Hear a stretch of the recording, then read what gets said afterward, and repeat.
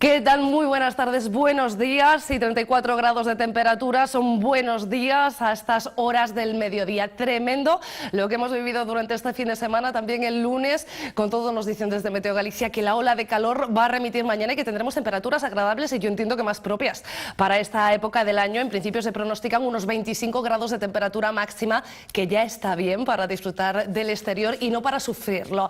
Dicho esto, nosotros empezamos semana con mucho calor, pero también con secciones habituales. Estará con nosotros en la segunda parte del programa Marcos Fernández, nuestro veterinario de cabecera. Saben que como cada martes abrimos líneas telefónicas 986-900-924 en caso de que quiera ponerse en contacto con él y con nosotros para contarnos algún problema que tengan relacionado con el mundo de la veterinaria, cualquier situación que estén viviendo con su animal de compañía. Saben que Marcos Fernández del Centro Veterinario Navia intenta solucionarlo en directo o ya después con ustedes más de cerca. 986-900-924. Tenemos un correo electrónico también, platoabierto@localiavigo.com. Saben que al comienzo de la semana siempre se lo recuerdo, pues para que nos cuenten lo que quieran a lo largo de las 24 horas que tiene el día. Estamos muy pendientes de ese correo electrónico, también de las redes sociales de Twitter y Facebook. Hablaba yo hace un minuto del calor, 34 grados, suerte seguramente a aquellos que los puedan disfrutar a la fresca en el agua, quizá aquellos que estén de vacaciones ya. Las vacaciones son por todos esperadas, pero tienen algún peligro. Hemos conocido recientemente algunas estadísticas que alertan que las separaciones matrimoniales a la vuelta de vacaciones aumentan en un 31%. Seguramente tendremos que hablar en algún momento de las causas de por qué se producen esas separaciones después de haber estado demasiado tiempo juntos, también de cómo intentar prevenirlas, pero si les parece, hoy lo que hemos decidido es intentar ver cómo podemos paliar sus consecuencias. Una vez que llega esa separación, ese divorcio, ¿qué pasos hay que dar, sobre todo cuando a nuestro cargo tenemos menores? Para hablar de ello hemos invitado a Pablo Campo. Pablo, ¿qué tal? Muy buenas tardes. Hola, de buenas Campo tardes. Abogados. Bueno, preocupado sobre todo, Pablo, bienvenido, por las consecuencias que afectan a los que son los más débiles en una relación familiar, que son los menores, ¿no? Sí, sí, efectivamente. Es decir, cuando se produce una crisis matrimonial o una crisis de pareja, realmente lo que hay que proteger es el interés del menor, que en realidad es la persona, pues eso, más débil, ¿no? Entonces, lo deseable siempre es pues que se llegue a un consenso, a un acuerdo entre los progenitores que eviten que se produzca una serie de tensiones que al final pues siempre repercuten en el menor, ¿no? Por eso, lo aconsejable es que cuando ya se produce la crisis matrimonial se trate de llegar a una guarda y custodia compartida, ¿no? Eso sería lo ideal. A veces no se consigue y entonces pues no queda más remedio pues que cada parte pues tendrá que defender sus intereses, pero siempre teniendo en cuenta el interés del menor, que es lo que hay que proteger, ¿no? Entiendo que el objetivo es buscar el mayor tipo de consenso y también los beneficios, ¿no?, que puede tener para el menor, que al menos en eso nos pongamos de acuerdo. Efectivamente, ¿cuál es el interés del menor? Pues el interés del menor fundamentalmente es satisfacer, proteger sus necesidades, pero ya las necesidades físicas, las necesidades materiales, las necesidades educativas, pero también, que es muy importante, sus necesidades afectivas, sus necesidades emocionales, ¿no? Entonces, en base a eso, los cónyuges pues tendrán que procurar siempre tratar de proteger al menor de esa crisis o de esos problemas que han tenido ellos, ¿no? Para ello, yo siempre digo que lo mejor es pues acudir a una separación o a un divorcio, si se puede, de mutuo acuerdo, ¿no? Últimamente, pues la jurisprudencia del Tribunal Supremo viene ahora a considerar como lo deseable, lo que debería ser lo normal, la guarda y custodia compartida, que a mi juicio también es lo más justo. Es lo más justo, ¿por qué? Porque se reparten en igualdad de condiciones una serie de obligaciones que se tienen con el menor.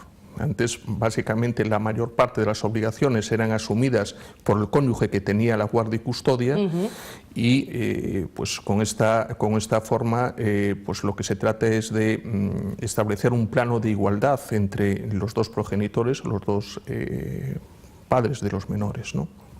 Por otro lado, la guardia y custodia compartida tiene otras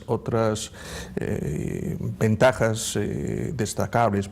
Una de ellas, por ejemplo, es que se evita la sensación de pérdida de uno de los cónyuges, ¿no? Por otro lado, también favorece la colaboración de los padres a la hora de tomar decisiones. Otro aspecto importante es que se da una mayor estabilidad, ¿no? Es decir, todo, la guardia y custodia, todo su objetivo, digamos, es proteger al máximo el interés de los menores.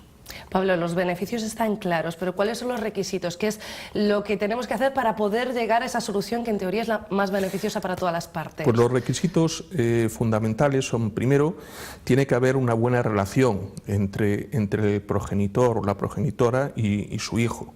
A veces esto pues exige un esfuerzo, porque los hijos, pues hay determinadas edades donde es más difícil, a lo mejor, estoy pensando a lo mejor en la adolescencia, ¿no? Pero el progenitor tiene que hacer, o la progenitora, tiene que hacer un esfuerzo para atender esas necesidades de los menores. Entonces, el principal requisito es que haya una buena relación.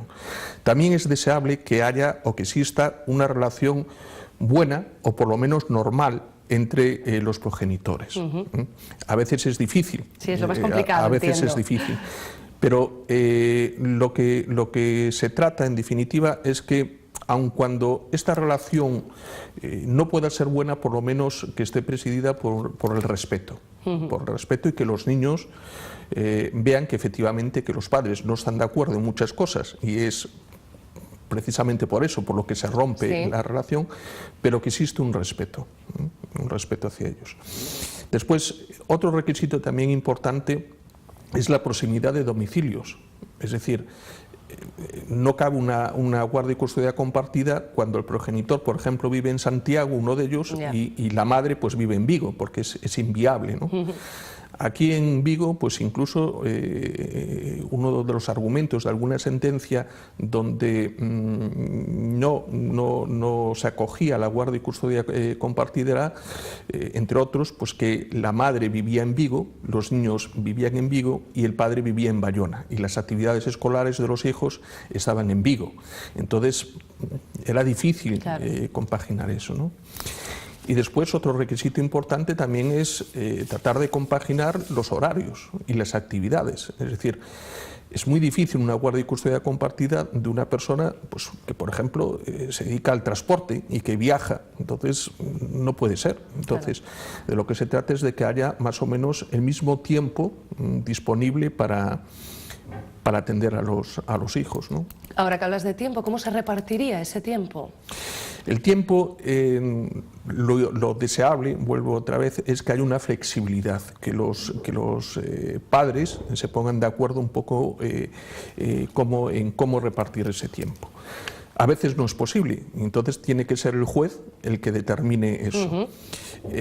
Normalmente lo que se viene estableciendo es por periodos de semana. Entonces, normalmente al hijo lo deja el progenitor custodio en el colegio los lunes, lo recoge el otro progenitor y permanece con el otro progenitor hasta el lunes a la entrada del colegio, y así sucesivamente. En cuanto a las vacaciones de Navidad, Semana Santa, pues se sigue un poco el régimen de visitas que normalmente se viene estableciendo con carácter amplio, es decir, repartirlo por mitad, es decir, cada uno está con el menor pues la mitad de estos periodos vacacionales, ¿no?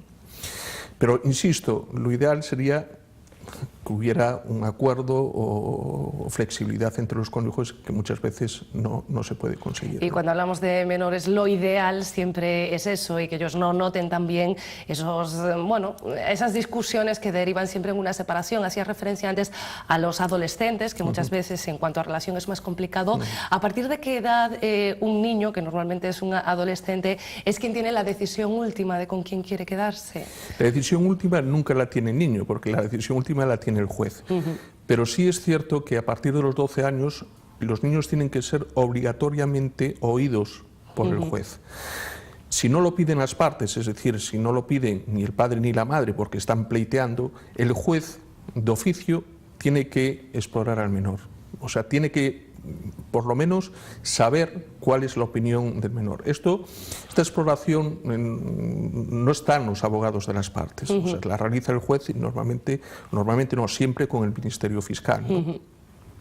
Y ahí pues el juez, pues contacto, pues trata de indagar un poco, pues eso, cuáles son las relaciones con los progenitores y si pues el menor estaría bien con uno y con otro, ¿no? Y hacer de psicólogo, ¿no? Porque entiendo que entender las razones de un adolescente nos es complicado a todos, pues más cuando no has vivido en ese núcleo familiar. Muchas veces se acuden a los informes psicosociales de los juzgados, ¿no? Los informes psicosociales normalmente cuando hay disputa en cuanto a la guardia y custodia, pues normalmente se entrevista a los dos progenitores y también a los menores, ¿no?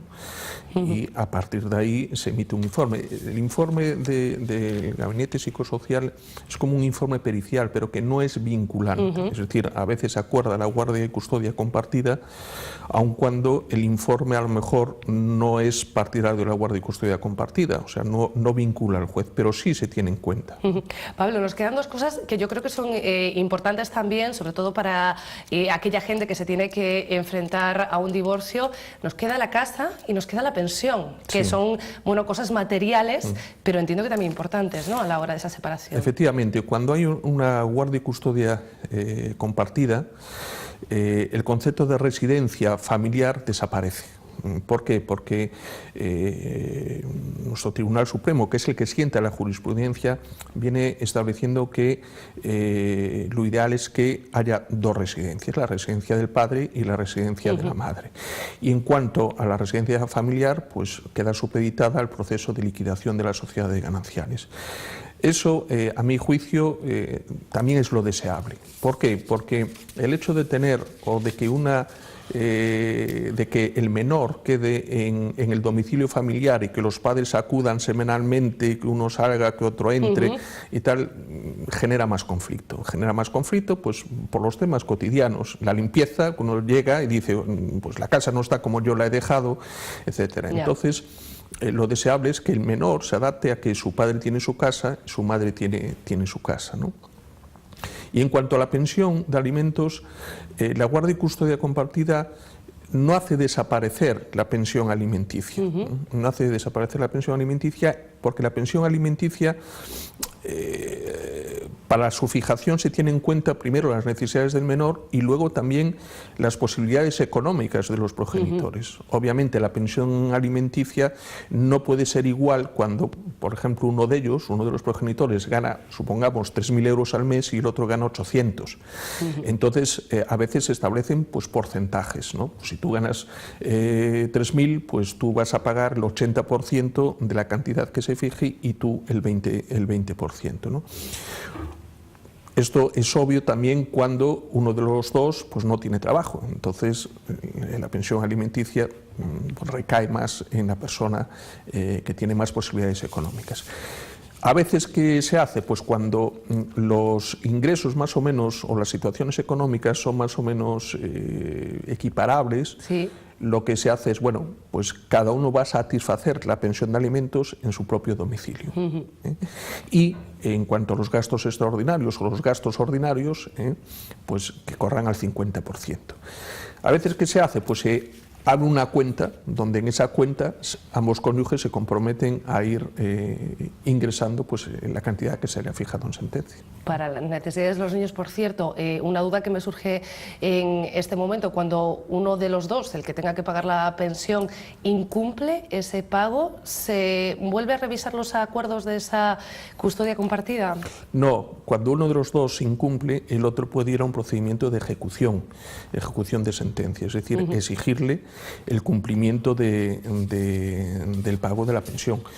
Obviamente, si el incumplimiento es reiterado, pues claro, puede luego dar lugar a una modificación, digamos, de las medidas. Es decir, hay que pensar que todas las medidas que se acuerden en procedimientos de divorcio y separación pueden ser objeto de modificación cuando varíen las circunstancias que dieron lugar a que en la sentencia se haya fijado pues, todas estas medidas.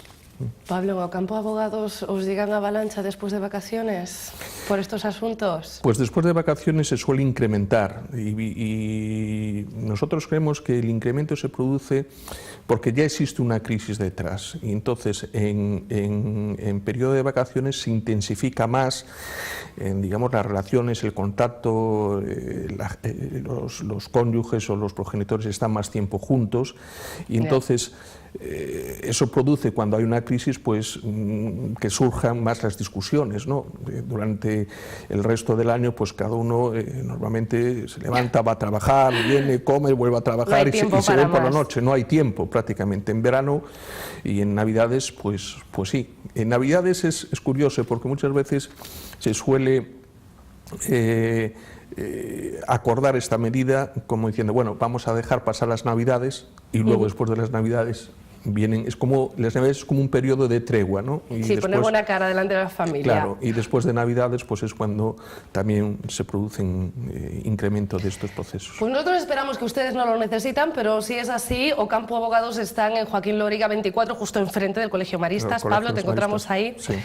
Muchísimas gracias por haber venido, habernos atendido en estas consultas. Nada, pues muchas gracias a vosotros. Decía yo, son semanas intensas en calor y también en agenda. Si les parece, empezamos a repasarlas ya mismo porque tenemos obra de Valle Inclán en la Fundación. Marta Pazos dirige la nueva propuesta del CDG, adaptar al galego el imaginario esperpento de Valle Inclán en Martes de Carnaval, del que un elenco de 10 actores y actrices pondrá en escena 2 piezas, As galas do defunto e A filla do capitán. O que fai Valle con estes 3 textos é un fresco do que está sucedendo no seu país nese momento. É dicir, obviamente achega a lupa do esperpento a eventos diferentes ou aspectos diferentes da vida sociopolítica do momento, pero está debuxando un fresco. Foi un camiño en 2 direccións, quero dicir, por unha banda se achega Marta Pazos e todo o seu equipo a Valle Inclán e por outra banda se achega Valle a eles e se atopan nunha zona común, que a mí me parece verdadeiramente o desexable ou o proceso percorrido desexable en postas en escena, en propostas contemporáneas. Será la primera vez que Valle Inclán se interprete en galego, una apuesta del centro dramático no del todo bien entendida por unos pocos, pero que sin embargo funciona y de qué manera. A linguaxe que utilizaba Valle, que utiliza Valle, eu non quero meterme en camisa de 11 varas, pero non se pode dicir que sexa puro castelán, podese dicir que é puro Valle Inclán. En ese sentido ten moitísimas, incluso na estrutura gramatical e demais, sen querer pecar de academicista, pero ten moitísimas concomitancias coa lingua galega. Martes de Carnaval este jueves a partir de las 8:30 de la tarde en el Teatro Fundación. Las entradas ya a la venta en los canales habituales. Ese es nuestro adelanto de agenda. Y si les decía al comienzo que íbamos a hablar de verano y dábamos cifras como esas preocupantes de que después de las vacaciones aumentan en un 31% los divorcios, ojo que seguimos con cifras y preocupantes que también aumentan en verano. Marcos Fernández, ¿qué tal? Muy buenas tardes. Hola María, buenas tardes. Hablamos de las de abandonos de perros. Abandonos de mascotas que en esta época del año, por desgracia, todos los años aumentan. Yo centralizo en perros, pero entre las mascotas abandonadas entiendo que están todas las especies que sí, los presuntos dueños no pueden cuidar durante esa época del año, ¿no? Sí, sobre todo perros, pero también gatos y animales exóticos, ¿no? Que muchas veces son liberados en el medio ambiente.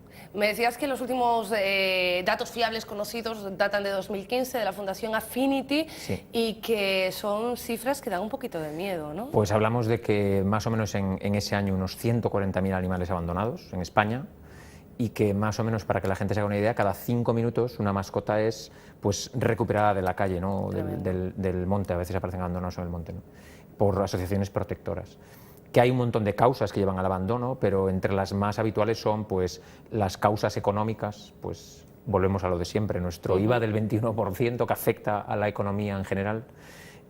Obviamente también el fin de la temporada de caza, por ejemplo, las vacaciones ahora, el que el animal tenga algún problema de comportamiento, y esto cada vez es más frecuente porque no se socializan correctamente y luego pues tenemos conflictos con los vecinos y ladran mucho, destrozan la casa. Este tipo de conflictos llevan al abandono de muchas mascotas y a veces también enfermedades crónicas que el propietario no es capaz de asumir y tratar durante toda la vida del animal, ¿no? Como siempre hay dos lados, ¿no? La gente que abandona por un lado y la gente que trata de solucionarlo por otro, sí, o la que no, porque entre esos datos también había otro bastante preocupante es que tan solamente el 10% de las mascotas que adquirimos, permitidme que utilice este verbo, lo hacemos mediante protectoras, es decir, a través de la adopción. Es un poquito más, en torno a un 16, depende de si son perros o gatos, de lo que hablamos, pero en torno a un 15-16% son mascotas adoptadas a través de una asociación protectora, ¿no? El resto, la mayoría, son compradas directamente o regalos, ¿no? Hablamos de que entre esas dos cifras está en torno al 60-70% de los perros que se llegan al hogar en una casa española, ¿no? Y tan solo es un 15-16% son adoptados. Entonces, también es preocupante que sigamos, pues eso, regalando. De hecho, bueno, una de las nuevas normas en la Ley de Protección Animal y Bienestar es intentar, pues, que, por ejemplo, no haya ningún espectáculo en el que se regalen animales, ¿no?, como mascotas. ¿Sigue habiéndolos? Sigue habiéndolos, sigue habiéndolos. Y también, bueno, pues en ese sentido creo que debemos de potenciar el pues adoptar animales de las sociedades protectoras. Hay un montón de animales que están deseando tener un hogar. Apadrinar, a veces no podemos adoptar, pues podemos apadrinar un perro, ¿no? Y intentar que, obviamente, todos los animales que tenemos, si no tienen un fin reproductor, los esterilicemos por beneficios de salud para la mascota, pero para evitar camadas indeseadas, que es otra de las causas de abandono de animales en la vía pública, ¿no? Y contextualizando todo esto, porque hay un dato que no hemos dado, pero que se sobreentiende con la cantidad de abandonos que hay, con las pocas adopciones que hay, el problema es que las protectoras, normalmente sin ánimo de lucro y con muy pocos ingresos, están sobresaturadas. Están saturadas prácticamente todas, ¿no? Y gracias a veces a voluntarios que están alrededor de esas protectoras y que tienen pues casas de acogida temporal, ¿no?, para intentar que esas mascotas y, por ejemplo, cachorros no entren dentro a lo mejor de un colectivo donde es más fácil que enfermen, ¿no? Marcos, que decíamos al comienzo que en los meses de verano, por desgracia, estas cifras aumentan y aquí hay un repunte de abandonos, y uno de los motivos, más allá del económico, es que la gente ve que no puede hacer su vida libremente y acudir de vacaciones con su animal de compañía, y lo que viene a demostrarnos hoy Marcos es que sí se puede, porque podemos perfectamente irnos de vacaciones con nuestra mascota, y tú vienes a explicarnos cómo planearlo, ¿no? Sí, o sea, a día de hoy cada vez es más fácil viajar con nuestras mascotas, ¿no? Y hay un montón de portales en internet donde hacer búsqueda de alojamientos, de campings, de hoteles que nos permiten pues la estancia con nuestro perro o nuestro gato. Que además hay un montón de residencias, si no tenemos posibilidad de, no queremos viajar con otra mascota o vamos a hacer un viaje que es demasiado estresante. Y están a los familiares y los amigos que podemos liar, que después les debemos un favor, pero normalmente esto con una churrascada se arregla. Obviamente. Pero hay que avisar a la gente que para viajar con una mascota tiene que cumplir una serie de requisitos, ¿no? Que a veces de repente me quiero ir de vacaciones y no tengo preparada la documentación de mi mascota. Según a dónde vayamos van a ser necesarios algunos requisitos. En general, un perro tiene que estar siempre identificado, o sea que tiene que tener su microchip. A veces puede valer el tatuaje si es un animal antes del 2011, pero en general el microchip.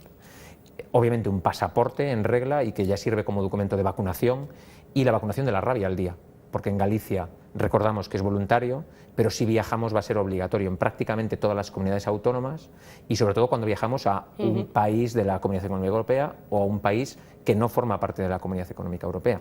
Vamos a Portugal, que está aquí al lado, y el perro tiene que ir con la vacuna de la rabia, ¿vale? Y tiene que ir con un mes de antelación, tiene que estar sellada esa vacunación. Además, en función de dónde vayamos puede haber otros requisitos, entonces siempre hay que informarse. Lo lógico es en las compañías aéreas preguntar cuáles son los requisitos para viajar en esa compañía aérea o en la embajada del país de destino, ¿no? Hay que tener en cuenta que si vamos a países, pues Sudamérica, África, la Comunidad Económica Europea va a pedir que el animal tenga unos anticuerpos de rabia protectores, ¿no? Y que esto tiene que hacerse una analítica en un laboratorio oficial antes de hacer el viaje, porque si no luego no puedes volver a la Comunidad Económica Europea con tu perro. Tenemos además, bueno, saben que ahora con Internet todo está más cerca que nunca. Tenemos páginas donde poder ver todas estas cuestiones e incluso donde poder ver aquellos establecimientos que tú lo decías, admiten mascotas. Sí, claro. Lo que no tenemos todavía conocimiento, Marcos, y lo hablábamos antes de empezar el programa, no es grabado, señores, 2:55 minutos. Que lo que no tenemos todavía es, al menos en la ciudad de Vigo, conocimiento de qué playa va a ser la que va a estar habilitada para nuestros perros, ¿sabes? ¿Algo que no nos cuenten a nosotros? Pues de momento no sabemos nada. O sea, hace pocos días, consultando en varios foros, en Vigo seguimos sin playa para perros, algo que ya parece como muy repetitivo y muy recurrente, y que ya estamos en plena época, ¿no? A partir del 15 de junio se prohíbe el acceso a las playas de los perros y pues todo el colectivo reclama que haya algunas que estén habilitadas para poder ir en un horario limitado o, si puede ser, durante todo el día, ¿no? Pero, por desgracia, en Vigo, de momento, seguimos, esto es una nota para el alcalde, seguimos sin playa para perros. Bueno, el jueves le pedimos a Paula Montes que se lo traslade, a ver si nos dice cuál es esa playa a la que podamos llevar nuestras mascotas. Marcos, hecho el jueves al alcalde, contigo esperamos hablar el próximo martes, que además despedimos temporada, ¿qué te parece? Despedimos temporada, sí, ya llega el verano. Bueno, espero más consejos veraniegos. Ustedes ya saben también que si desean hacerle alguna pregunta a nuestro veterinario de cabecera, más allá del número de teléfono habitual, pueden enviarnos un correo electrónico a platoabierto@localiavigo.com. platoabierto@localiavigo.com. Marcos, gracias. Hasta el martes. Hasta la semana. Y ustedes, hasta mañana. Nada más. Un beso.